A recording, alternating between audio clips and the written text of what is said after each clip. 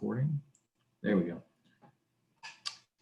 Good evening. Hi, we are live at 6 o'clock. This is John Tynan. I'm John Tynan. I'm Executive Director of Conservation Voters of South Carolina, and welcome to the first debate in our 2020 Conservation Debate Series.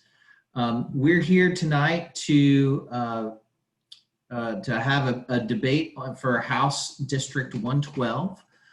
That is the district that covers a good bit of Mount Pleasant, as well as Sullivan's Island and the Isle of Palms. I've introduced myself. Again, I'm John Tynan. I am Executive Director of Conservation Voters of South Carolina. We are a conservation organization whose mission is to fight to protect the South Carolina that we all love through bipartisan and pragmatic political action. One of those ways we do that is bringing you things like tonight, debate, to hear where the candidates stand on conservation and environmental issues. We're joined tonight by Jamie Lovegrove, the political reporter with the Post and Courier. Hi, Jamie. And then also Paul Black, the mobilization manager from Conservation Voters of South Carolina, has also joined to help us moderate the conversation, as well as Paul and I will be working on the back end to handle any of the questions or chats that come up from attendees tonight. A bit of tour of the Zoom that you're on. There is a Q&A function down at the bottom. Attendees, if y'all would like to submit a question to the candidates, we're going to try and get to a couple of those at least. You can do so using that. Paul and I will monitor it and hopefully queue one of those up to the candidates. If you are experiencing technical issues or chat issues or other issues, just use the chat box and flag those for us, and we'll monitor that as well. The format for tonight, we will have 2-minute opening statements from the candidates. We flipped a coin before this began, and Daniel, you get to go first. We're going to go through a series of questions with each candidate getting 2 minutes. And then the opening candidate on that item will get a 1-minute rebuttal at the end. We'll alternate who starts each segment, and then we will end with a 1-minute closing statement from each candidate. So that's enough about the rules and the debate format. I want to welcome both candidates. Thank you all for joining us and give a bit of an introduction. We'll go alphabetical. Their last names both starts with B, so we'll start with Daniel Brownstein. He is the Democratic nominee from House District 112. He works as a marketing director for Richardson, Patrick, Westbrook, and Brinkman law firm in Mount Pleasant. Prior to that, he served as the communications director for the 14th Circuit Solicitor's Office, and this is his first run for political office. Joe Bustos is the Republican nominee for House 112. He is a retired U.S. Army officer, former officer with the Charleston Police Department.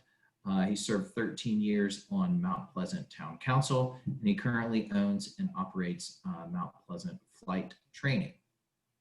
Welcome to both of y'all, and thank y'all for joining us, and thank you to the attendees for joining us tonight as well. As we get going, if y'all give me 1 second, I'm going to go ahead and take us live on Facebook, multitasking at the same time. So that takes just one extra second, and that way we can grab all of y'all's introductory remarks.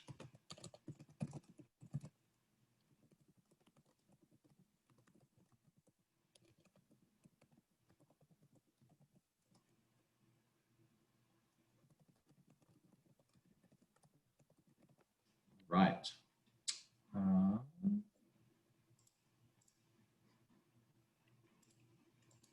right. Facebook is waiting for that live video stream. So let's just go ahead and get going, and I will get that up as soon as we can. For our attendees, we'll also post this recording on our Facebook feed later. So Daniel, you get to start off with the opening statement. Go ahead and the floor is yours. Hey, everybody. Thank you so much for having me, and to the conservation voters for hosting this. Jamie, for taking time out of your busy schedule. And it's nice to see Joe Bustos as well. My name's Daniel Brownstein. Like you said, I am the Democratic nominee for our State House District 112. I was not lucky enough to be born in the Low Country, but I have spent most of my adult life here. From that first night that I arrived and smelled the salt in the air and heard the frogs in the pond, I just knew that this was my home, and I've made it my home ever since. For the past 14 years, I've really dedicated my life to giving back to our community and our state. I started out as a newspaper reporter, and from there I went to work for the 14th Circuit Solicitor's Office, which is a district attorney's office that served Beaufort, and then it really served 4 very rural counties in South Carolina. And while I was there, I was very instrumental in pushing for innovation to our criminal justice system to make it more effective and to also make it more fair. About 6 years ago, I moved to Mount Pleasant, where I work at Richardson Patrick Law Firm. I'm not an attorney. I'm their marketing director. And on the side, I've served on the Charleston County Criminal Justice Coordinating Council and also our statewide coalition against domestic violence and sexual assault. So I've really tried to dedicate my life to serving the community, to ensuring that people have equal opportunity in our society, and to ensure that we're looking out for our most vulnerable members of society. So it's a pleasure to be here. I look forward to talking about the environment, which is a central part of my campaign.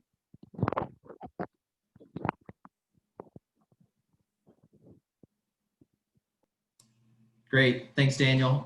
Joe, your 2-minute opening statement. Yes, thank you. I'm Joe Bustos, a Republican nominee for State House seat 112. I'm very proud to say I was born and raised right here in the Low Country in Mount Pleasant, as a matter of fact.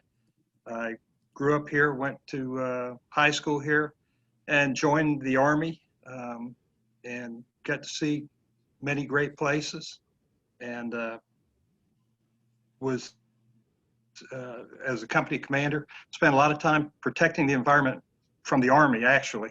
When I retired, I returned, and I was teaching flight school, flight instructor, commercial pilot, and I've been a police officer for 5 years in the city of Charleston. More recently, I spent 13 years on Mount Pleasant's town council and got to work in a great many of these areas, helping the environment, protecting Mount Pleasant, doing things, research to try to find out how we could better protect our environment. I look forward to the discussion tonight, and I also want to thank everyone for being here. And Daniel, thank you. It's good to see you. Haven't seen you since the blood drive. But that's all I have. Great. Thank you both. Let's go ahead and dig straight into questions. Jamie, you want to go ahead and take the first one? Sure. Thanks. And thanks to you both for coming. So few state house districts in the country most likely have seen the effects of climate change more dramatically than yours and some of the others around the Charleston area. First, the basic question, do you believe that climate change is happening and that human activity is contributing to it?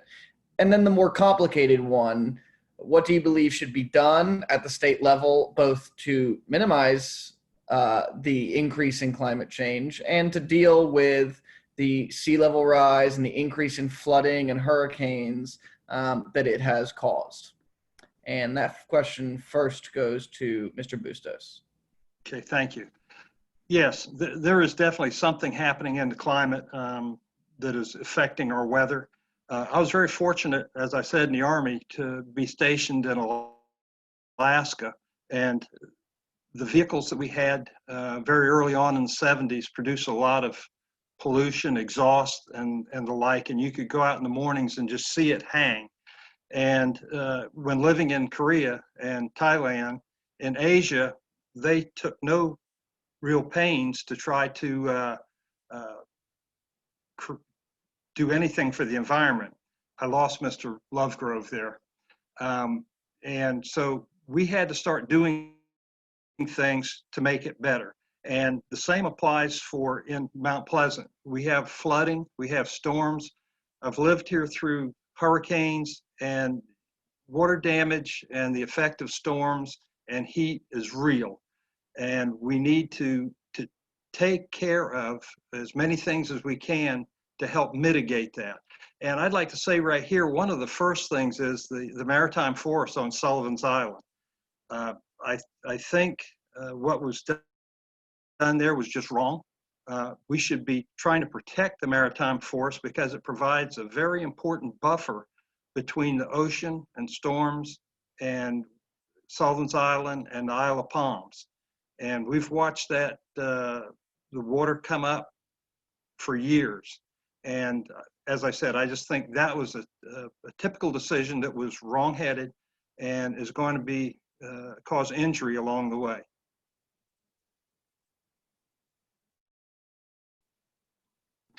Thanks, and we are all still here, even though our video will pop away when you all are answering the questions. And to remind folks, so you'll have 2 minutes to answer each question, and the person who goes first will have a chance to give a 1 minute rebuttal if they would like to. Mr. Brownstein, same question to you. So I'm not going to dance around the topic like Joe just did. I do believe in climate change. I believe it's man-made. I believe it's happening right before our eyes. I think that the overwhelming consensus among the scientific community is that climate change is real and it's man-made, and I trust the experts on that. As for what we do with it, there are a number of things. One is that we need to address the rising sea level and the more powerful hurricanes. And Joe's absolutely right that the maritime forest does factor into that. But right now what we're seeing are municipalities and communities going it alone. We're looking at Charleston across the harbor from us, and they are proposing a $2 billion seawall.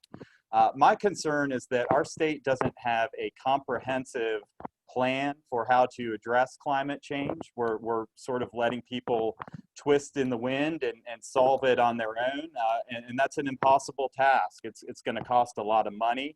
It's going to require a lot of infrastructure to solve or to mitigate, I should say, the effects of a rising sea level. I mean, gosh, here in Charleston, you can look at our graph of flooding, and for most of Charleston's time it was like this, and then as soon as we start developing all of the land in the late 90s and 2000s, it's a pretty sharp increase. I think in 2019 we had 89 different flooding events in Charleston, and that beat the previous record of 56 in the year 2015. So I think it's unequivocally happening here. We are more vulnerable due to our low-lying nature than a lot of other places. But we've got to do more than mitigate the effects of climate change. We've got to tackle the man-made, cause of it. I think the place to start that is to shut down South Carolina's 5 coal-burning power plants that are pushing a ton of pollutants and greenhouse gases into our atmosphere, which exasperates the problem. Great. Thank you. Mr. Bustos, you have a 1 minute rebuttal if you would like it. Yes, and while Mr. Brownstein was talking about dancing around, he danced around the forest question, and I'd like to know if he thought that was a reasonable thing to do or unreasonable. I think it was absolutely unreasonable, and I'd like to know what he thinks. Well, if I could continue. Could I answer his question?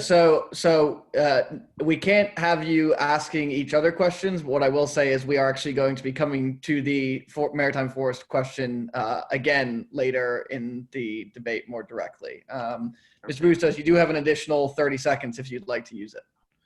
No, I'm good. Thank you. Okay. All right. And I'll hand it off to Paul. Thanks. Well, for the next question, we're going to be speaking about solar energy in South Carolina and other forms of renewable.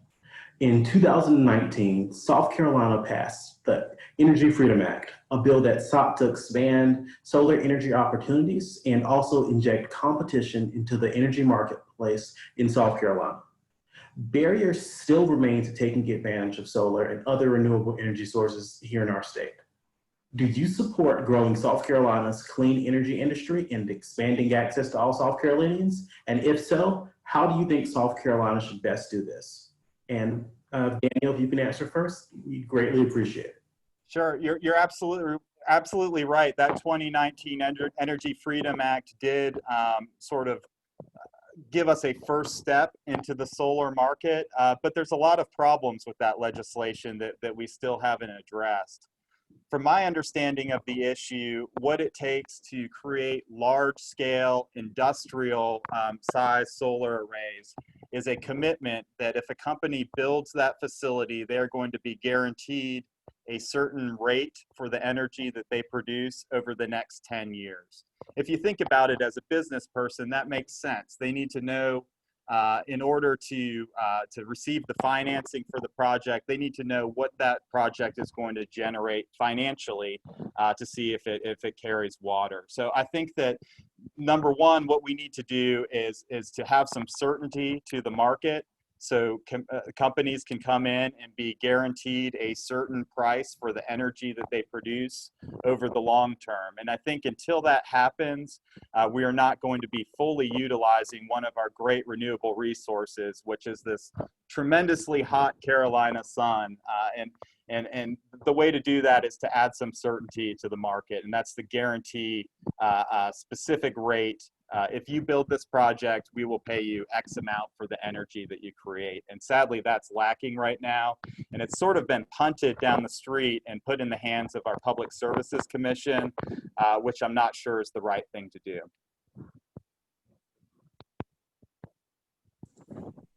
Thank you. Would you like to take an opportunity to answer, Mr. Bustos? Yes, I would. I agree. Solar energy and wind power is something we need to not just explore and not just think about. We need to get it ready. We need to get it online. We need to do whatever we can to make it accessible to those who can use it. There are some buyback provisions, and we need to look at that, just as Mr. Brownstein said. But we need to not just think about it or explore it. We need to do it. Thank you. I'll just quickly add in the rebuttal area here that I absolutely agree with Joe. It is something that we need to do. If you look at the power that we have here in South Carolina right now, about 50% of that is nuclear energy, about 20% of that is coal, and then a significant portion is natural gas. I really think that we need to move away from the burning of fossil fuels to the extent possible, and the place to do that first is with coal. If you look at the coal power plant in Cross, it generates enough power for 800,000 homes, but it also pollutes with 3,500 tons of sulfur dioxide, nitrogen oxides, and about 9 million tons of carbon dioxide, which is precisely the substances that are contributing to our climate change here. So let's start with coal. Let's replace that with clean energy, solar, and wind. We can totally do it here in South Carolina. We are blessed with the natural resources to pull it off. Thank you, Mr. Brownstein. Yeah. Great. Thank you both for your answers to those questions. We're going to dig a little bit deeper on clean energy in this next question. So in multiple polls, CVSC has found that voters support bold clean energy policies and goals by almost a 2-to-1 margin. We've also seen businesses recently, giants like Walmart commit to zero carbon emissions by 2040. And then just this month, the Post and Courier highlighted Google's commitment to achieving clean energy 24 hours, 7 days a week. But yet its South Carolina facilities is one of the worst in the US for clean energy use. So that being said, do you all support clean energy goals for South Carolina, like transitioning to 100% clean energy by 2050 or sooner? And if so, how do we get there? And if not, why not? And this question goes to Mr. Bustos. You're up first. Yes, I think clean energy is important, both wind, solar. We're behind in that. And we see the effects of smoke, pollutants being pumped out into the atmosphere. And that's not only from vehicles. And you know, I fly an airplane and I know that there is a problem with that as well. But, you know, we're making progress on electric airplanes that can be charged and flown just as safely as reciprocating engines. How to do it? We need to establish the goals that we want to reach, and then we need to work towards those goals. If we don't have a goal, an articulated goal, we won't get there. It has to be determined, it has to be articulated, and then a plan has to be made to get there. With anything else, we won't arrive at our goal. So I think we just need to get the state government working, find out if this is something we can realistically support across the state, and then we need to establish the goal, perhaps by 2050, and then start working to it as hard as possible and not be distracted by a number of things that can come along. We need to work towards that. You know, fossil fuels, in my opinion, are going to run out one day, and it'll be a problem. And I think we need to start working on it. We probably needed to be working on it years ago, but it's never too late to start.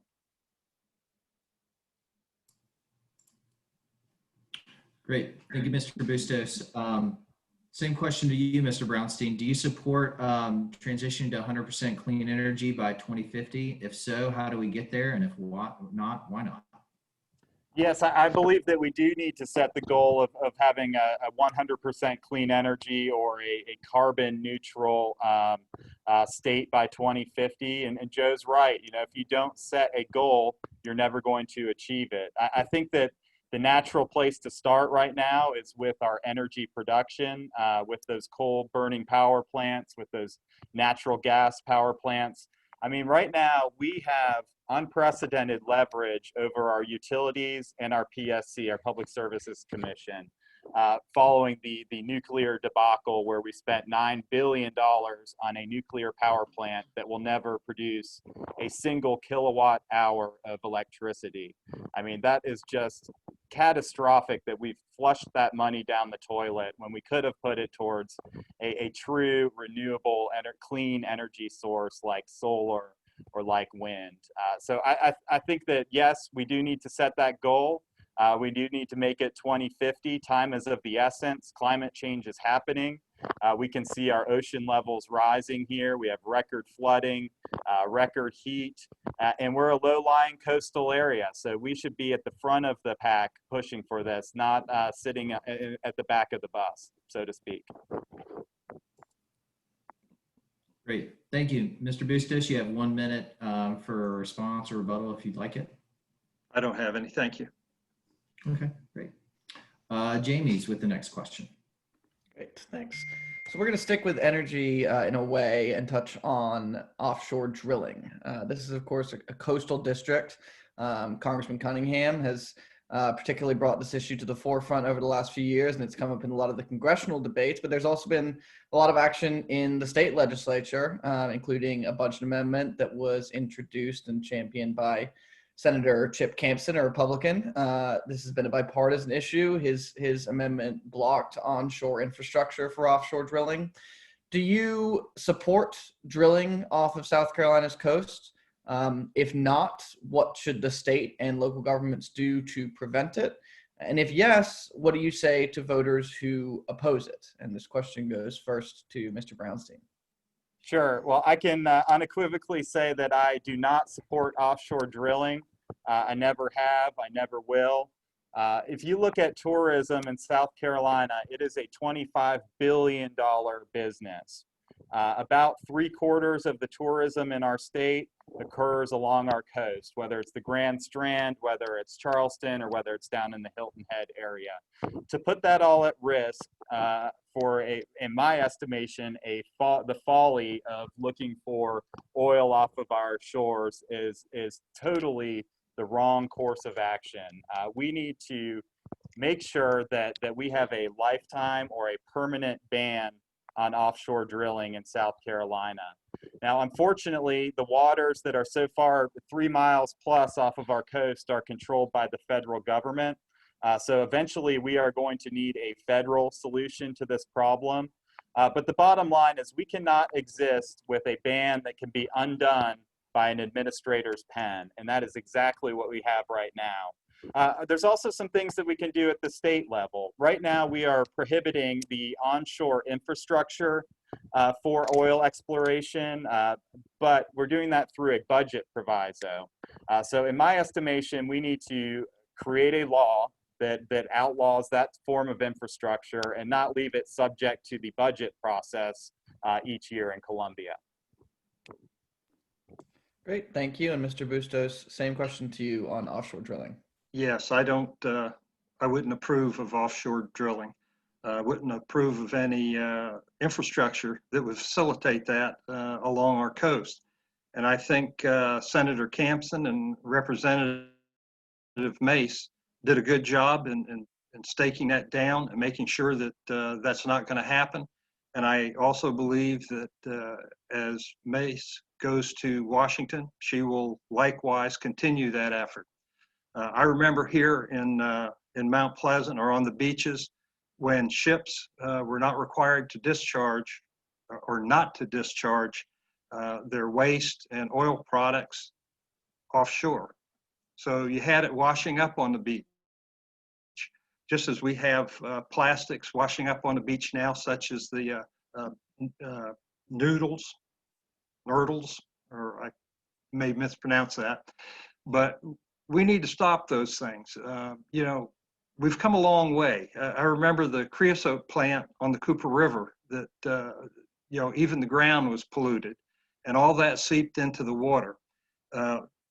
And I'll go a little further to say that we need to make sure that water and sewer is available to residents and that we don't have to fight the issue of raw sewage from overflowing septic tanks going into the marshes and then actually can get to the beaches.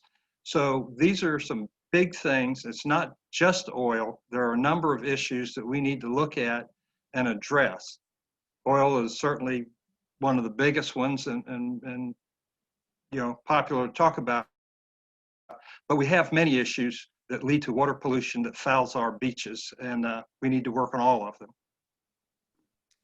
Thank you. Mr. Brownstein, if you'd like, you have 60 seconds to add another response. Sure. I'd just like to say that there's a false sense of security about Trump's decision to move away from his plan to explore for oil off of our coast. That is not a ban on oil exploration. That's simply him reversing course. And I think that if we look at his track record, I'm not sure that we can take his intentions at face value. Is this going to be a permanent ban? I sure as heck don't know. And I think that anybody who's watched the Trump administration for the past 4 years couldn't say with a degree of certainty either. So until we have this actually codified in law, it is not a ban on oil production off of our coast as far as I'm concerned. Great. Thank you. And I will hand off here to Paul. Thanks. Part of environmental protection is ensuring that citizens have the ability to participate in the permitting and decision-making process. In short, if pollution is going to degrade our natural resources, citizens should have the chance to weigh in on how it affects public health, their property values, and the environment. Currently, less than 1% of permits in South Carolina are challenged. Yet there's been a push in the legislature for years to roll back the ability of citizens to engage in the permitting process or to take legal action to protect their health and the environment. Where do you stand on the rights of citizens to engage in permitting and the decision-making process, especially when proposed projects, impact quality of life and harm the environment? And Mr. Bustos, if you can kick us off, you have 2 minutes. Absolutely. And the citizens of South Carolina should have every right to address anything that impacts their quality of life and their property value. Quite honestly, everything that I've seen around the Cooper River, the marshes, Crab Bank, there was a permitting process. It was very open. And I know in the town, we encouraged people to comment, to let us know as the elected representatives of the town. And I think that same idea of transparency and being open to communicate with the residents of Mount Pleasant should be carried to the state capitol. I would do that. I always said that if you lived, worked, or recreated in Mount Pleasant, my door, my telephone, and my email was always open for comment. And I would think that even if the permitting process per se was not allowing someone to make a comment, all they would have to do is call. And I think that's part of my job as a representative of the residents of Mount Pleasant, to take that call, to take that idea or comment, whatever was made, and then go to the appropriate agency and make my feelings known, which would be the feelings of the resident that had called. And I think that's an important job for anyone who works representing the people of the state. So I think there will always be a conduit, at least with me, for people who want to contact state government and talk about permitting. And we would make sure that if someone tried to slide something through in the dark of night, we'd shed light on it. Thank you. Thank you, Mr. Bustos. And the same question for you, Mr. Brownstein. Yeah, so I think that question's not about accessibility to you as the politician. I think it's about your right to provide information during a permitting process and your right to appeal an official government decision. And both of those aspects, we've been threatened here. If you look at 2018, we passed a law that reduced a citizen's ability to appeal a permitting decision. It set a 90-day cap on a stay. It said that you could appeal a permitting decision, but only if you did so within 30 days.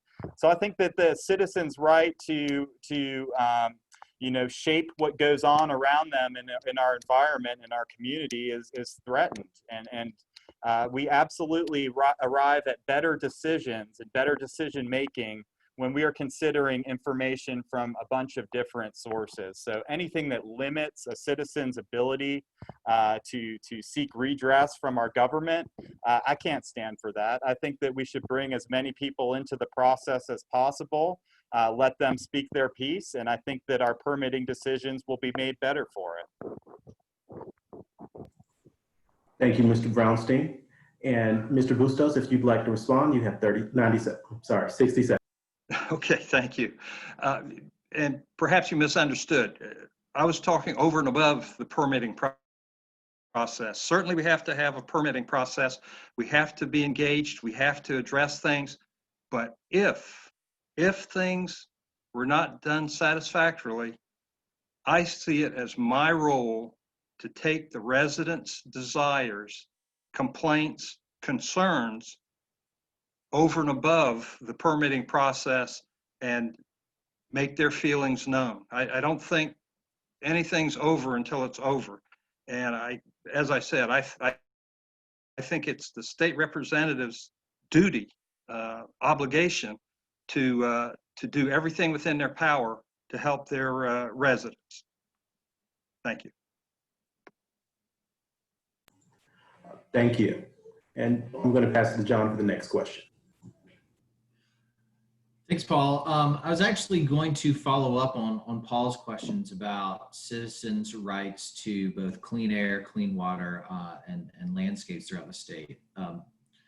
We've had a summer full of attention to some of the systemic inequities and injustices in society. And we see data that show communities that are hardest hit by pollution are our Black and Brown communities throughout South Carolina and elsewhere. With 40% of African Americans more likely to breathe polluted air. Communities of color are more likely to live near a coal-fired power plant, and they're more likely to live at areas at risk of sea level rise and extreme weather. I guess, so in that context, do you all support efforts to ensure that all South Carolinians, including Black and Brown communities, are protected from the health and environmental impacts of pollution? That's for me. Sorry, Mr. Brownstein is first on this one. I'm sorry. Yes, I absolutely do believe that we need to treat every community in our state the same way. I've spent 5 years in the corridor of shame in South Carolina, Allendale, Hampton, Colleton, and Jasper counties. And really in South Carolina, we have two totally separate ways of life that are occurring simultaneously. If you look at those communities in the corridor of shame, they have not as much opportunity. They're under-resourced. Even if you look at the criminal justice system, the same programs that more affluent counties like Charleston County or Beaufort have, they don't have access to that in those communities. So I think it's a fairness issue. It shouldn't matter what your skin looks like, what zip code you live in.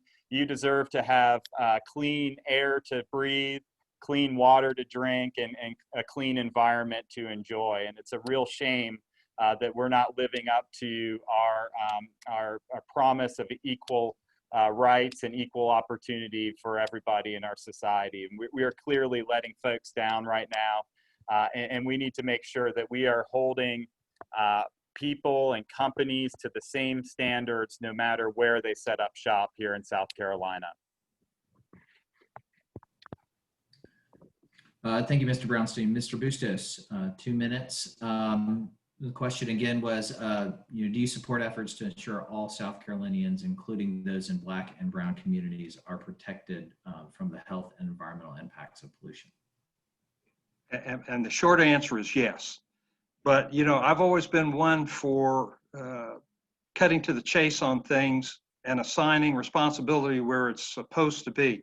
And I think the representatives of those communities have failed their communities if they've let that go on and haven't at least brought the attention to their bodies, the elected bodies, to do something about it. Anyone who sits there and lets shameful pollution and dirty living circumstances exist, they are the problem.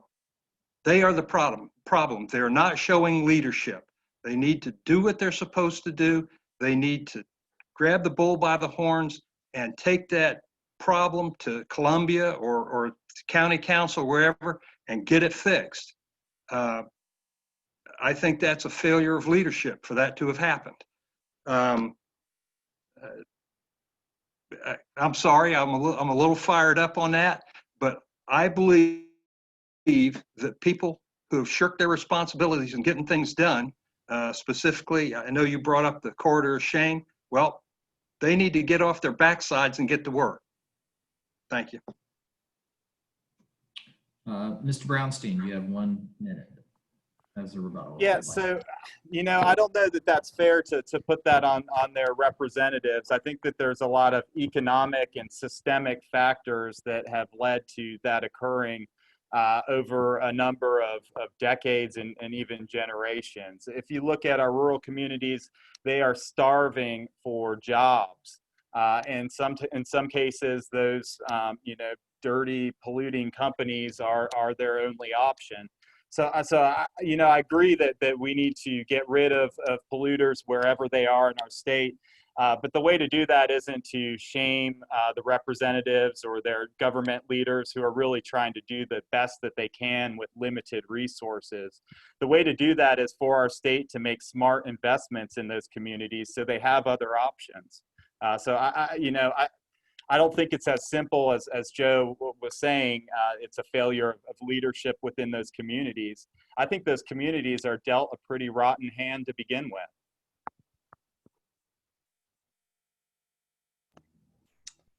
All right, we're going to move on to land development. Rapid land development has affected the health of our state's waterways and has led to the loss of forest lands, farmlands, wildlife habitats, beaches, and public areas for outdoor recreation. Experts have recommended protecting significant amounts of land and ocean to prevent future degradation of our natural resources, economy, and wildlife. Currently, South Carolina has protected 12% of its area. In 2020, bipartisan bills were introduced in the South Carolina House and South Carolina Senate that seeks to protect 30% of the state by 2030 and outlined a path to achieve that goal. Do you support that type of legislation and other land protection efforts? And this question goes first to Mr. Bustos. You have 2 minutes. Okay, thank you very much. I think at a minimum, the 30% is at a minimum what we need to protect. When I was on Mount Pleasant Town Council, we worked very hard to protect areas within the town. Shem Creek, the western side of Shem Creek, I worked for about a year to get a 9-0 vote for the town to purchase that 34 acres of marshland and Pine Island right there on the side of Shem Creek. We also had an opportunity, and I have to say Mr. Santos did a great job in securing the land for Memorial Park from the Highway Department, from the Department of Transportation, which is now a great park within the city or the town of Mount Pleasant. But we did more than that. We went out and we had regulations for development, for zoning, and we made developers put aside land, open space, not playgrounds within the subdivision, but open space that was not turned into a playground. It was untouched. We did that, and I think that's proven to be a very good thing for the town of Mount Pleasant. And we need to take that model across the state. You know, because of the rapid development, we also had permit allocation, which a lot of people did not like, but it allowed us to grow our infrastructure, to set aside land, to put in roads, schools, hire police officers and firemen, to provide all the infrastructure that we needed for the people as they became residents of Mount Pleasant. And we chose to grow at 2.5%. And while I think even that may have been a little bit much, it was a way to slow things down and ensure that our development was reasonable. All right, thank you, Mr. Bustos. Mr. Brownstein, you have 2 minutes on land development and protection. Yes, I absolutely agree with Senator Shaheen's 30 by 30 bill, which would basically set the parameters and a process for us to preserve more land in our state and move from the 12 to 15% that we've preserved at this point to 30% by 2030.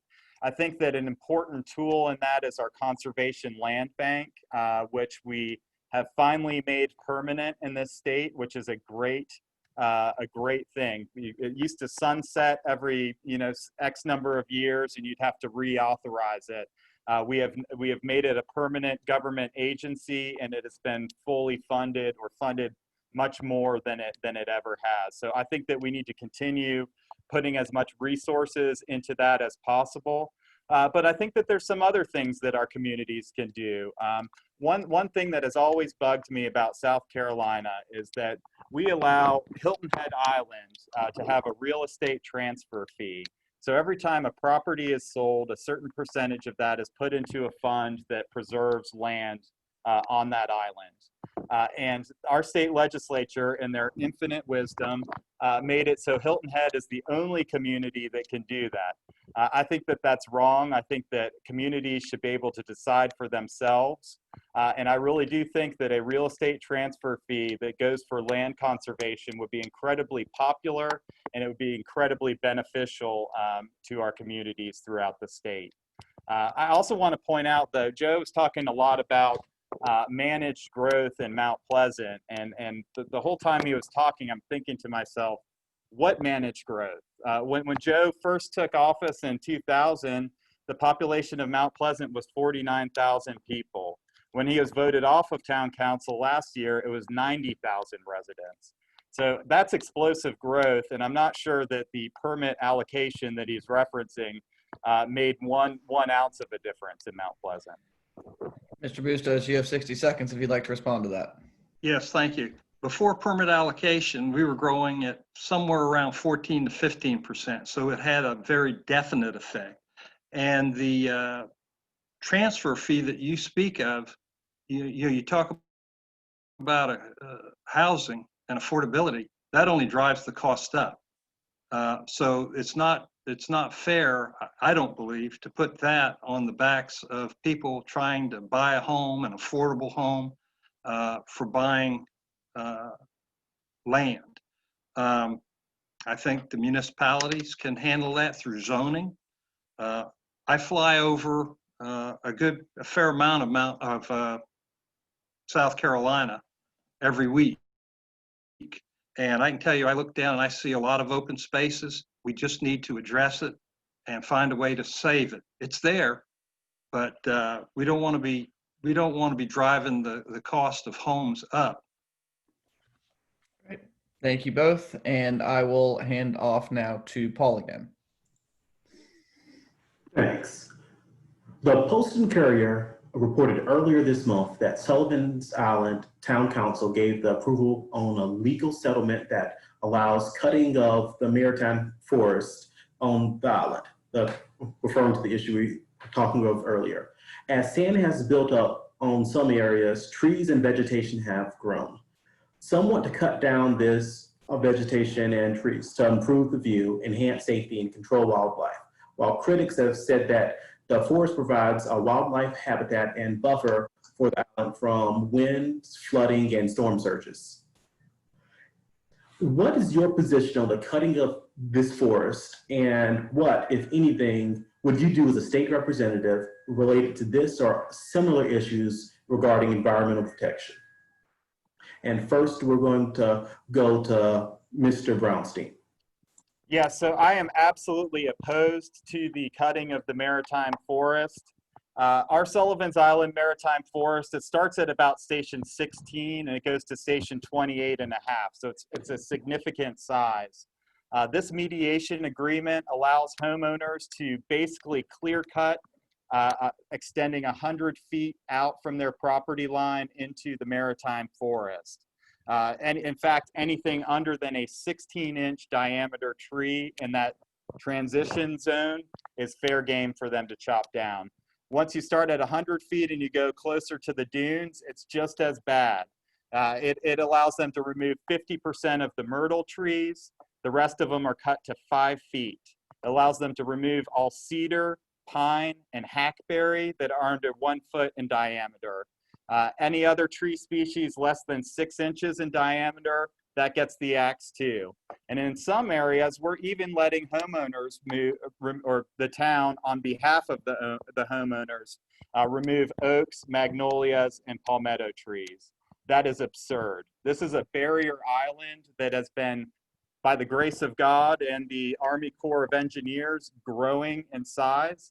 It's precisely that part of the island that is the most exposed to storms, and to cut down that forest is the most short-sighted decision I think I've ever seen.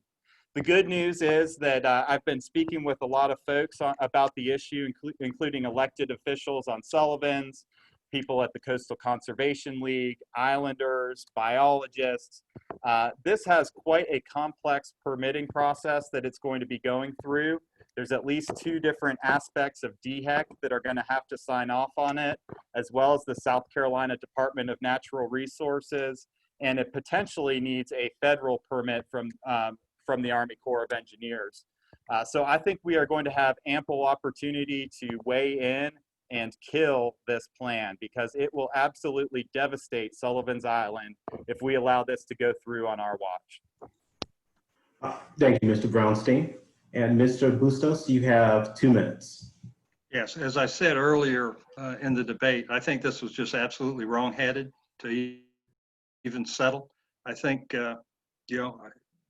if I had been a town councilman, I would have wanted that to go to the judge. Let the judge make the decision, and force them to do that. I understand this is, I'll be able to go to Columbia and I'll be able to address this, and I won't have any conflicts or problems. I understand Mr. Brownstein may have a problem because he works for one of the attorneys there that his property is one of the ones facing the ocean, and he wanted these trimmings and cuts and removals made. I don't have that conflict. Thank you.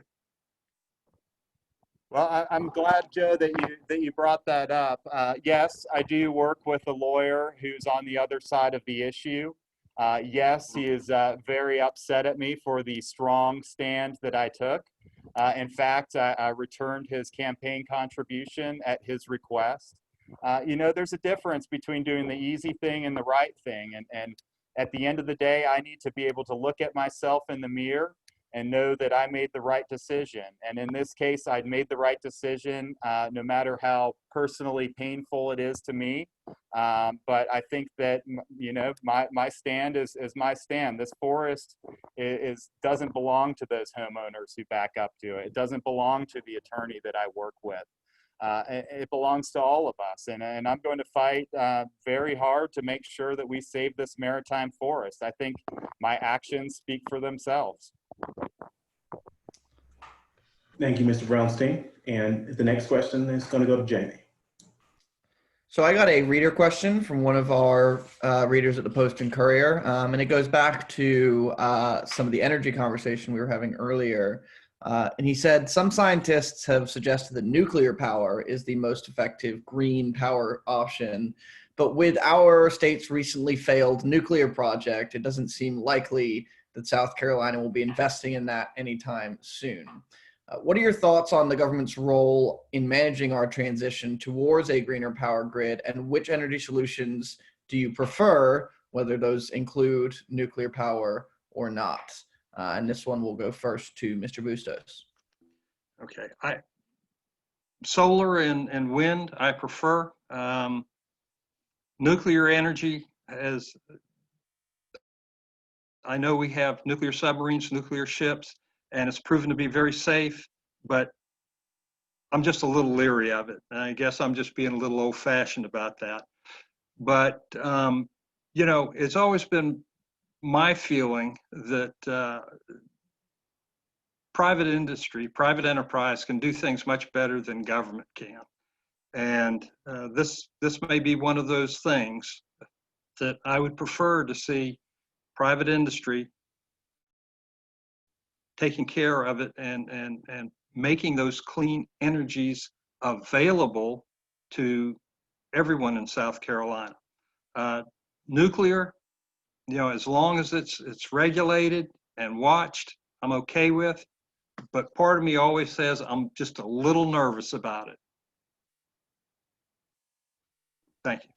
All right, Mr. Brownstein, you have 2 minutes on nuclear energy, the government's role in transition to clean energy and other forms you might prefer. Yeah, so I'm also leery of nuclear energy. You don't see solar panels or wind turbines melting down and destroying an entire region of the country. So I think those two forms are certainly preferable. I would also take issue with the characterization that nuclear is a greener form of energy because there's the problem with the waste. The waste is very toxic, it's radioactive, and as we've seen with the Savannah River site and some other places in the United States, we have a difficult time figuring out what to do with that waste. So I really think that solar and wind are our best tickets. I also agree with Senator Tom Davis. He's a Republican senator in the Beaufort area who has been working very hard to inject competition into our energy market. I think that if we did inject competition into our market, that we would see a lot more investment in these renewable sources of energy. As you mentioned earlier, I think it's a 2-to-1 margin that people would prefer that their electricity is generated in a way that does not harm the environment. And so I think that the marketplace would move in that direction if we could just get our state government out of the way. Mr. Bustos, you do have an extra 60 seconds if you'd like it. No, that's fine. I think we've made our points. Great. And I will hand back off to John at this point then. Great, thank you both. I think we have enough time for one more question, one additional audience question, then we'll do some closing statements. So Kyle, who's been watching, submitted a question. He said that we've seen confusing messages from state agencies on addressing the thousands or even millions of nurdles, those little plastic pellets that Mr. Bustos mentioned earlier, that have shown up on our beaches and in our marshes. So what should be done at the state level to address those spills of plastic pellets or nurdles, as they've been called? Mr. Brownstein, you get to go first, and I'm going to go ahead and just make a decision that we're going to do a minute and a half, just so that we can stick to our time commitment here. So, okay, there's two things. One, the state can certainly stop incentivizing those companies to move here. Frontier Logistics, which is one of those companies suspected of spilling the nurdles, they're here because our port asked them to be here. Not only that, they're here because our port encouraged them to be here. We gave them a sweetheart of a land deal where they bought property at well below market price. So we, as a state, have invited a polluter to set up shop here. And that is wrong. That's why I'm in this race. I'm here to fight that and to make sure that we are holding polluters accountable no matter who they are. And I think that what we're seeing is Charleston is moving into the plastics industry because the industry is moving towards the path of least resistance. They see here that we are hungry for economic opportunity and that we have relaxed pollution controls. And that's exactly why they're setting up shop here. So to solve that problem, I think we need to solve both of those. One, stop recruiting polluters and incentivizing them to move here. And two, let's add some teeth to our pollution laws. Thank you, Mr. Brownstein. Mr. Bustos, minute and a half to you. Again, the question was, what do you think should be done at the state level to address the spills of plastic pellets, or also called nurdles? Well, not only the plastic pellets, but any pollutant. Those companies that pollute need to be made to clean to an acceptable standard all those areas that have become contaminated. And if they seem unwilling or whatever to do that, they need to post a bond before they can reopen. And they need to be made to do that. We simply cannot allow these companies to pollute and go unchallenged. They've got to fix things. If they break it, they have to fix it. And our water, our marshes around Charleston, Mount Pleasant, Isle of Palm, Sullivan's Island, need to be kept clean. The wildlife there needs to be able to be supported. We can't have our sea life eating nurdles or being covered in oil. They have to, these companies need to be made responsible, just as I was saying about the leaders in these areas that tolerate dirty areas. They need to be held responsible. Thank you. Thank you, Mr. Bustos. Mr. Brownstein, you have 1 minute to respond if you'd like it. No, thank you. I agree with what Joe said. Is we need to make sure that we are holding polluters accountable no matter who they are. Absolutely. Well, great. Well, that brings us almost right up on the 7 o'clock hour. I want to thank you both for a robust debate. We've covered a wide range of issues and a number of things that those folks watching at home were interested in us digging into as well. So before we close, we're going to give each of y'all a 1 minute closing statement opportunity. But before doing that, I want to thank folks for tuning in.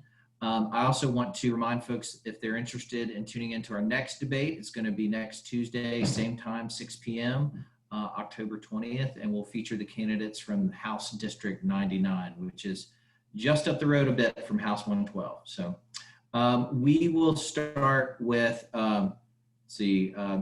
Brownstein went first last time, so Mr. Bustos, 1 minute closing statement. Thank you. And thank you very much for having this debate. I think we covered a lot of very good issues. It's good to give the residents, the citizens of South Carolina, a look at who they're voting for and their experience and their answers. I'd like to take just a little bit of time to cover things that I didn't get to.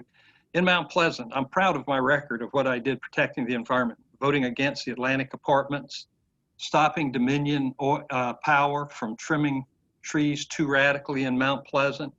As Mount Pleasant Waterworks Commissioner, ex officio commissioner, I helped complain and recommend to deny Google the water from the Mindendorf Aquifer that provides water to Mount Pleasant, and a number of tree protections that we put in place.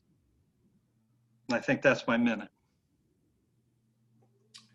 Great. Well, thank you, Mr. Bustos. Mr. Brownstein, 1 minute closing statement for you. Well, thank you so much for having me here. Protecting our environment is something that I take very seriously, and I have for my entire life. In fact, when I was in high school, I went through a 2-year environmental science program, and I've really carried that knowledge and those values with me for my entire life. I have 2 young children in our schools, and I want them to experience the same natural wonders that Joe and I got to experience as we were growing up. And I think that those things are threatened right now. I really do. We have the threat of offshore drilling. We have plastic pollution. We have a number of issues related to climate change. I would say that the Sierra Club looked at both of our records and they've chosen to endorse me, and I take that endorsement very seriously. I'm very honored by it, and I am going to work hard every day on behalf of the citizens of our district to ensure that we are leaving the world a better place than we found it. Great, thank you, and thank you both again for joining. If Jamie and Paul can come back, I'll thank Jamie with the Post and Courier for joining and helping us moderate today, as well as Paul Black here at Conservation Voters. So thank you all for tuning in. For those watching at home, and if you're watching a recorded version of this, we hope you'll tune in for the debate next week as well. So thank you all, and we'll end the webinar now. Bye, everybody. Thank you so much for hosting.